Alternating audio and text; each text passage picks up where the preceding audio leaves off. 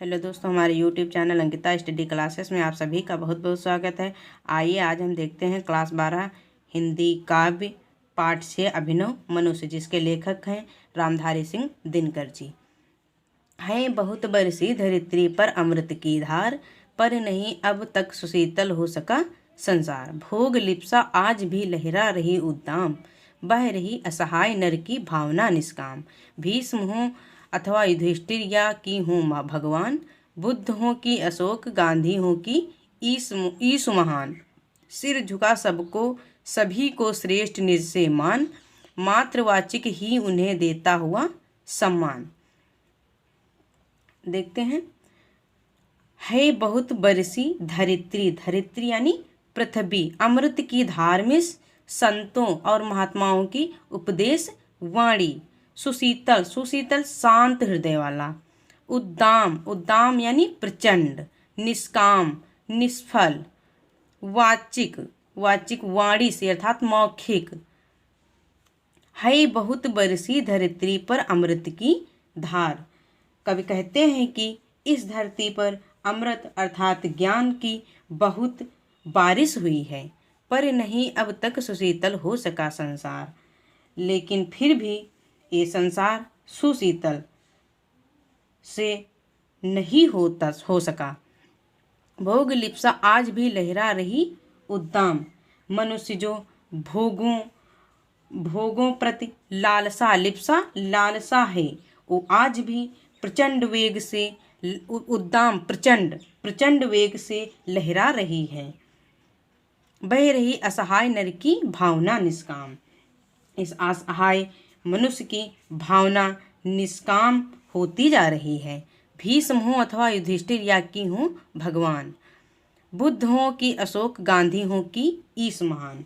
कवि कहते हैं कि भले ही इस धरती पर बहुत बड़े बड़े महान पुरुष आए, भीष्म हो या युधिष्ठिर हो कि स्वयं भगवान श्री कृष्ण हों, बुद्ध हों या अशोक हों या यीशु हों या महान महात्मा गांधी हों, इस सबको सिर झुका सबको, सभी को श्रेष्ठ निश्चय मान।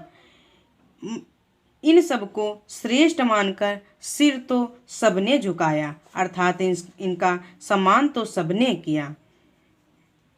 मातृवाचिक ही उन्हें देता हुआ सम्मान, लेकिन इनके द्वारा उपदेश तो ये सब निष्फल प्रतीत हुए। दुग्ध कर पर को स्वयं ही भोगता दुख दाह, जा रहा मानव चला अब भी पुरानी राह। दग्ध, दग्ध यानी जलाकर या पीड़ा पहुंचाकर। पर को मिस दूसरों के, स्वयं भी भोगता दुख दाह। मनुष्य तो अपने ही कृतियों से कष्ट देता है, अर्थात जलाता ही है कि दुख रूपी अग्नि में स्वयं ही जलता है। जा रहा मानव चला अब भी पुरानी राह।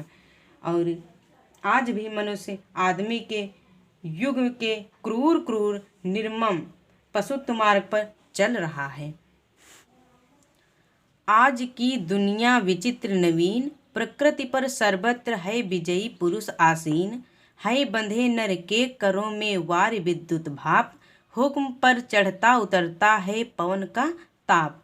है नहीं बाकी कहीं व्यवधान, लांघ सकता नर सरित गिरि सिंधु एक समान। यहाँ पर करों मिस हाथ, वारी मिस जल, हुक्म मिस आदेश, व्यवधान मिस बांधा, सरित मिस नदी, गिरि मिस पहाड़ या पर्वत, सिंधु मिस समुद्र। यहाँ पर है आज की दुनिया विचित्र नवीन। मनुष्य आज की जो दुनिया है बहुत विचित्र और नवीन है। प्रकृति पर सर्वत्र है विजयी पुरुष आसीन। और जो आज का जो मनुष्य है वो विजयी है, अर्थात उसका अधिकार सारे तत्वों पर है। प्रकृति पर सर्वत्र है विजयी पुरुष आसीन। है बंधे नर के करों में वार विद्युत भाप। और बंधे हैं नर मनुष्य के हाथों में वार में जल, विद्युत और भाप। मनुष्य के हाथों में जल, विद्युत और भाप बंधे हुए हैं। हुक्म पर चढ़ता उतरता है पवन का ताप। और जो पवन है मनुष्य की हुक्म पर तेज चलती और उतरती है नहीं बाकी कहीं व्यवधान। कि मनुष्य इतनी गति कर ली है कि बहुत व्यवधान लांघ सकता है नर सरित गिर सिंधु एक समान।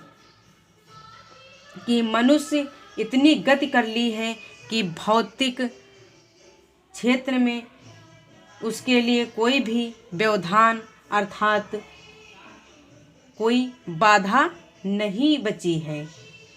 लांघ सकता नर सरित गिर सिंधु एक समान। मनुष्य लांघ सकता है अर्थात पार कर सकता है नदी को, पर्वत को, सिंधु को तथा समुद्र को एक साथ लांघ सकता है।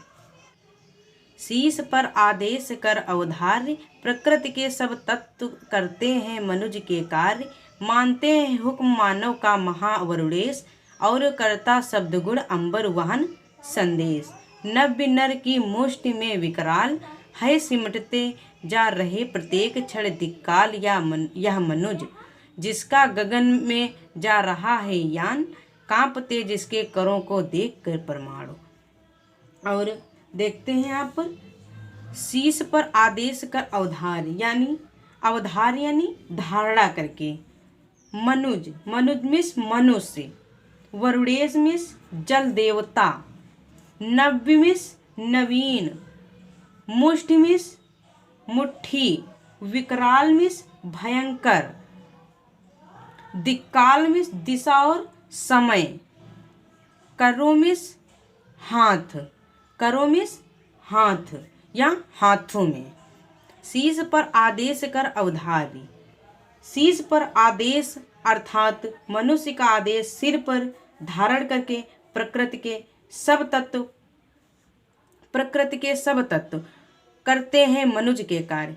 शीश पर आदेश अर्थात मनुष्य का आदेश सिर पर धारण करके प्रकृति के सब तत्व पृथ्वी, वायु, जल, अग्नि, आकाश सब मनुष्य के कार्य करने पर करते हैं। मानते हैं हुक्म मानव का महावरुणेश। इस आधुनिक मनुष्य का हुक्म वरुणेश अर्थात वरुण देव जल देवता भी इनका हुक्म मानते हैं। और करता शब्दगुण अंबर वहन संदेश। ये ध्वनि आकाश में विचरण करती हैं अर्थात मिल जाती हैं। नव्य नर की मुष्टि में विकराल। आधुनिक मनुष्य की मुट्ठी में विकराल अर्थात भयंकर, है सिमटते जा रहे प्रत्येक क्षण दिक्कालिया मनुज। और काल और दिशा मनुष्य की मुट्ठी में विकराल होते जा रहे हैं अर्थात सिमटते जा रहे हैं। जिसका गगन में जा रहा है यान, ये मनुष्य जिसका गगन में यान जा रहा हो, कांपते जिसके करों को देख कर परमाणु। मनुष्य के हथेलियों को देखकर परमाणु भी कांपने लगते हैं। खोल कर अपना हृदय गिर सिंधु भू आकाश, है सुना जिसको चुके निज गुहतम इतिहास। खुल गए पर्दे रहा अब क्या यहाँ आगे, किंतु नर को चाहिए नित विघ्न कुछ दुर्जिए। सोचने को और करने को नया संघर्ष, नव विजय का क्षेत्र पाने को नया उत्कर्ष। समुद्र यानी सिंधु यानी मिस समुद्र, भूमिस धरती, निज मिस अपना, गुहतम मिस सर्वाधिक गोपनीय, इतिहास मिस इतिहास, अज्ञेय मिस अज्ञात, विघ्न मिस बाधा, दुर्जय मिस जिसे जीतना कठिन हो। खोल कर अपना हृदय गिर सिंधु भू आकाश, है सुना जिसको चुके निज गुहतम इतिहास। कि मनुष्य यहाँ पर कवि जी कहते हैं कि समुद्र धरती और आकाश अपने हृदय को खोल दिया है अर्थात सारे रहस्य मनुष्य के सामने खोलकर रख दिए हैं। है सुना जिसको चुके निज गुप्तम इतिहास। और ये अपना गौतम गुप्त इतिहास भी मनुष्य को सुना दिए हैं। खुल गए पर्दे रहा अब क्या यहाँ आगे। इन सब जगह के पर्दे खुल गए हैं, अर्थात कुछ जानने को नहीं बचा है। किंतु नर को चाहिए नित विघ्न और दुर्जय। किंतु कि आज मनुष्य इतना हर घर हर एक काम में आगे हो गया है कि उसके लिए इतना पर्याप्त नहीं है, और उसे कि उनको पता बाधाएं चाहता है कि उनको जीत सके, अर्थात ऐसी बाधा दुर्जय हो। किंतु नर को चाहिए नित विघ्न और दुर्जय। खुल गए पर्दे रहा अब क्या यहाँ आगे। यहाँ के जितने भी पर्दे हैं वो सब खुल गए, यहाँ जानने को कुछ भी नहीं बचा है। किंतु नर को चाहिए नित विघ्न और दुर्जय। कि आज मनुष्य इतना हर घर हर एक काम में आगे हो गया है कि उसके लिए इतना पर्याप्त नहीं है कि नए नए विघ्न अर्थात नए नए बाधाएं चाहता हो कि उनका जीत हो सके, अर्थात ऐसी बाधा दुर्जय हो। सोचने को और करने को नया संघर्ष। सोचने को नई नई बाधा और संघर्ष चाहिए। नव विजय का क्षेत्र पाने को नया उत्कर्ष। सोचने और करने को नया क्षेत्र चाहिए और पाने को नई उन्नति चाहिए। पर धरा सुपरीक्षिता विश्लिष्ट स्वाधीन। यह पढ़ी पोथी न दे सकती प्रवेग नवीन। एक लघु हस्तामलक यह भूमि मंडल गोल। मानवों ने पढ़ लिए सब पृष्ठ जिसके खोल। किंतु नर प्रज्ञा सदा गतिशीलिनी उद्दाम। ले नहीं सकती कहीं रुक एक पल विश्राम। यह परीक्षित भूमि यह पोथी पठित प्राचीन। सोचने को दे उसे अब बात कौन नवीन। सुपरीक्षिता। सुपरीक्षिता में भली भांति परीक्षा की गई अर्थात जांची गई हो। विश्लिष्ट। विश्लिष्ट जिसका विश्लेषण किया जा चुका हो। हस्तामलक। हस्तामलक में हाथ पर रखा आंवला की भांति। पर धरा सुपरीक्षिता विश्लिष्ट स्वादहीन। कवि जी कहते हैं कि लेकिन ये धरती हमेशा के लिए सुपरीक्षित है। विश्लेषण भी कर लिया है और धरती में कोई स्वाद नहीं रहा, उसका भी विश्लेषण कर लिया है। यह पढ़ी पोथी न दे सकती प्रवेग नवीन। कि ऐसी पढ़ी पोथी ऐसी किताब हुई जो मनुष्य में पूरी पढ़ ली है कि पृथ्वी इसको कुछ नया वेग नहीं, नया कुछ भी जानकारी नहीं दे सकती या प्रवेग नहीं दे सकती। एक लघु हस्तामलक यह भूमि मंडल गोल। कि धरती एक छोटा लघु हाथ में रखे हुए आंवला के समान है, ये गोल भूमि मंडल है। मानवों ने पढ़ लिए सब पृष्ठ जिसके खोल। और मनुष्य ने इन सब के पृष्ठ को खोलकर पढ़ लिया है। किंतु नर प्रज्ञा सदा गतिशीलिनी उद्दाम। और प्रज्ञा। प्रज्ञा मीन्स बुद्धि। उद्दाम मीन्स तीव्र। पोथी मीन्स पुस्तक व्योम। किंतु नर प्रज्ञा सदा गतिशीलिनी उद्दाम। यहाँ पर दिनकर जी कहते हैं कि मानव की बुद्धि निरंतर तीव्र गति से चलती जा रही है। ले नहीं सकता कहीं रुक एक पल विश्राम। वह एक पल के लिए भी नहीं रुक सकती। उसकी बुद्धि एक पल के लिए भी विश्राम नहीं कर लेती। यह परीक्षित भूमि यह पोथी पठित प्राचीन। मनुष्य ने इस धरती रूपी पुस्तक को भली भांति तरीके से पढ़ लिया है और यह उसके लिए पुरानी पढ़ चुकी है, अर्थात इसके बारे में वह सभी चीज़ों को जान एवं समझ चुका है। सोचने को दे उसे तब अब बात कौन नवीन। अब उसके चिंतन के लिए कोई भी बात नहीं रह गई, सभी पुरानी पड़ चुकी हैं। यह लघु ग्रहण भूमि मंडल व्योम यह संकीर्ण। चाहिए नर को नया कुछ और जग उस विस्तीर्ण। व्योम मीन्स आकाश। विस्तीर्ण में व्यापक। यहाँ पर यह लघु ग्रहण भूमि मंडल व्योम रह संकीर्ण। अतः मानव के सामने समस्या यह है कि अपने कदम किस ओर बढ़ाए, यह किस नई दिशा की ओर उन्मुख हो। यह संपूर्ण वातावरण के लिए मात्र छोटा सा ग्रह बन गया है। चाहिए नर को नया कुछ और जग विस्तीर्ण। यह विस्तृत आकाश अब उसके लिए सिकुड़ गया है, अर्थात सीमित हो गया है। अब उसे नया कौन सा चीज चाहिए। यह मनुज ब्रह्मांड का सबसे सुरम्य प्रकाश, कुछ छिपा सकते न जिससे भूमि आकाश। यह मनुज जिसकी शिखा उद्दाम, कर रहे जिसको चराचर भक्ति युक्त प्रणाम। यह मनुज जो सृष्टि का श्रृंगार, ज्ञान का विज्ञान का आलोक का आगार। व्योम से पाताल तक सब कुछ इसे है ज्ञेय, पर ना यह परिचय मनुज का, यह ना उसका श्रेय। आगार। यह मनुज ब्रह्मांड का सबसे सुरम्य प्रकाश। कविवर दिनकर जी कहते हैं कि यह सत्य है कि मनुष्य इस सृष्टि की सबसे सुंदर रचना है, अर्थात सबसे सुरम्य प्रकाशवान है। कुछ छिपा सकते ना जिससे भूमि या आकाश। आकाश और से लेकर पाताल तक कोई रहस्य इससे नहीं छुपा सकते हैं जो इसने जान लिया हो। यह मनुज जिसकी शिखा उद्दाम, यह ज्ञान का अनुपम भंडार है। कर रहे जिसको चराचर भक्ति युक्त प्रणाम। चर और अचर सभी इसको प्रणाम करते हैं। यह मनुज जो सृष्टि का श्रृंगार, यह मनुष्य सृष्टि का श्रृंगार है। यह मनुष्य सृष्टि का श्रृंगार है। ज्ञान का विज्ञान का आलोक का आगार।